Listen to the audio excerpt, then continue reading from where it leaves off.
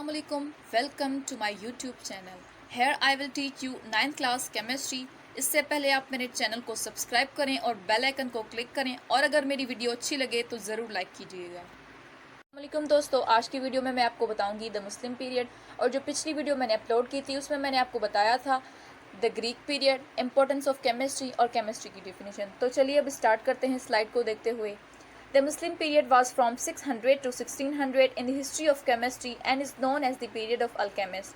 600 से लेके 1600 तक जो दौर था उस दौर को हम कहते हैं केमिस्ट का दौर। यानी कि इस दौर में मुसलमानों ने कंट्रीब्यूशन किया था, मुसलमानों ने काम किया था, इसलिए इस पीरियड को हम कहते हैं मुस्लिम पीरियड। तो अब इन्होंने काम ये किया था कि डिस्कवरी की थी लेबॉर्ट्री इक्विपमेंट में। स्लाइड में मैंने आपको दिखाई हुई हैं तस्वीरें कुछ। सबसे पहला तो ये है रिटोर्स फॉर डिस्टिलेशन। ये किसी भी चीज़ को प्यूरिफाई जब हम करते हैं तो ये तब इस्तेमाल होता है। बैलेंस वेट को बैलेंस करने के लिए, जाहिर सी बात है जब किसी की चीज़ का हमें वेट चेक करना होगा तो हमें ऐसा अंदाज़ा नहीं होगा, इसलिए हम ये मशीनें इस्तेमाल करते हैं। और उसके बाद क्यूक्यूबाइल्स फॉर मेल्टिंग। ये जो बर्तन है ये हम इसे बर्तन कह सकते हैं क्योंकि इसमें मेल्टिंग होती है। किसी भी कोई सॉलिड है उसको हम हीट दे के मेल्ट करेंगे तो हम इन बर्तनों में करेंगे। जाहिर सी बात है जब हम खाना बनाते हैं तब भी हम बर्तनों का इस्तेमाल करते हैं। बगैर बर्तन हम खाना नहीं बना सकते। वैसे ही किसी भी चीज़ को मेल्ट हम तब तक नहीं कर सकते जब तक हमारे पास बर्तन ना हो। यानी कि हम मेल्ट तो कर सकते हैं लेकिन जाहिर सी बात है लेबॉर्ट्री में है तो वहाँ पे तो हम काम कर रहे हैं तो हमें इन बर्तनों की ज़रूरत पड़ेगी।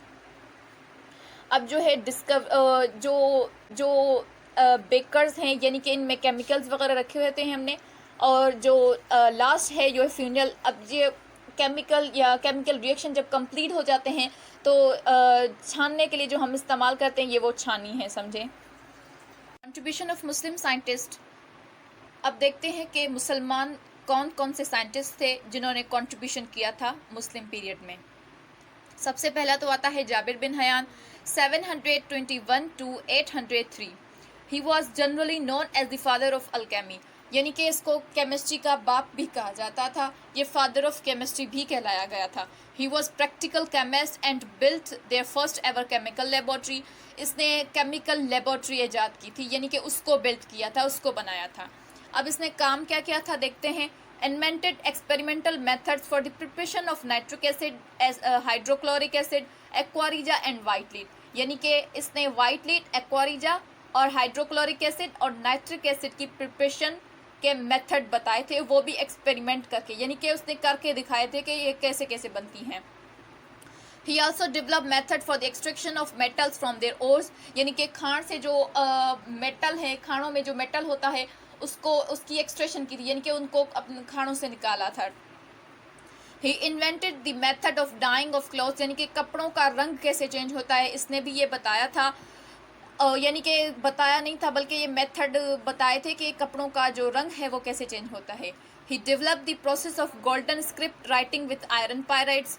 आयरन पायराइड से गोल्डन स्क्रिप्ट जो राइटिंग होती है, यानी कि जो गोल्ड के वर्ड होते हैं वो कैसे लिखे जाते हैं। अब आप इसे इंटरनेट पे देखेंगे, मैं यहाँ पे पिक्चर्स तो ला नहीं सकती थी इसलिए मैंने आपको नहीं दिखाई, लेकिन आप इसको सर्च ज़रूर कीजिए कि गोल्डन स्क्रिप्ट राइटिंग कैसी होती है। आप देखेंगे तो आपको पता चल जाएगा। चलिए अब नेक्स्ट है Al-Biruni 973 to 1048। He contribute a lot in physics, metaphysics, mathematics, geography and history। यानी कि इसने इन तमाम फील्ड्स पे कंट्रीब्यूशन की थी, यानी कि इसने इन फील्ड्स में काम किया था। अब इसने काम क्या किया था। He determine the densities of different substance. अब इसने क्या बताया था कि मुख्तलिफ किस्म के जो सब्सटेंस है उनकी डेंसिटीज़ बताई थी। अब आपको सवाल होगा कि डेंसिटी क्या है, तो मैं बताती चलूँ। अगर आप थोड़ा आगे चलेंगे, यानी कि कुछ चैप्टर में आगे जाएंगे तो वहाँ पे आपको डेंसिटीज़ का अच्छे से एक्सप्लेन मैं कर दूंगी, लेकिन यहाँ पे मैं आपको नहीं करूँगी क्योंकि अगर मैं करूँगी भी सही आपको पता नहीं चलेगा। He worked on 18 precious stone and metals. और इसने 18 कीमती पत्थर यानी कि पत्थरों पे और मेटल्स पे काम किया था। अब नेक्स्ट है इब्न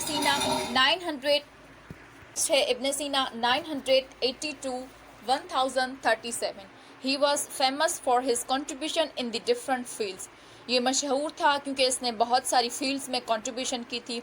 इसने काम क्या किया था। ही कंट्रीब्यूट इन मेडिसन्स, इसने मेडिसिन में भी कंट्रीब्यूट किया, मेडिकल केमिस्ट्री में कंट्रीब्यूशन की, फिलोसफी में कंट्रीब्यूशन की, मैथमेटिक्स और एस्ट्रोनॉमी में भी कंट्रीब्यूशन की थी।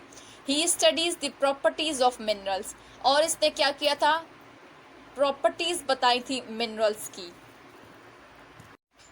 Al-Razi 862 to 930. He was physician, alchemist, a philosopher and an expert surgeon. ये फिजिशियन था और केमिस्ट था, फिलोसोफर और एक्सपर्ट सर्जन भी था। अब देखते हैं इसने काम क्या किया था। He divided the substance into non-living and living. अब इसने जो भी दुनिया में सब्सटेंस है उनको डिवाइड किया था कि ये नॉन लिविंग है और ये लिविंग है। He prepared ethyl alcohol by the fermentation process. इसने इथाइल अल्कोहल किया था, डेवलप किया था, यानी कि उससे प्रिपेयर किया था बाय द फर्मेंटेशन। अब ये आप सवाल करेंगे कि फर्मेंटेशन क्या है, ये प्रोसेस आप आगे चल के आपको पता चल जाएगा कि ये फर्मेंटेशन का प्रोसेस क्या होता है। He determine the specific gravity of different things, और इसने मुख्तलिफ़ चीज़ों की स्पेसिफिक ग्रेविटी बताई थी। He classified compound into 4 groups, minerals, botanicals, zoological and the drive one. इसने जो कंपाउंड्स हैं उनको क्लासिफाई किया था मिनरल्स में, बॉटनिकल्स में और जूलॉजिकल, और जो ड्राइव वन से मुराद है किसी चीज़ से हमने ड्राइव किया हो या फिर किसी चीज़ से हमने बनाया हो।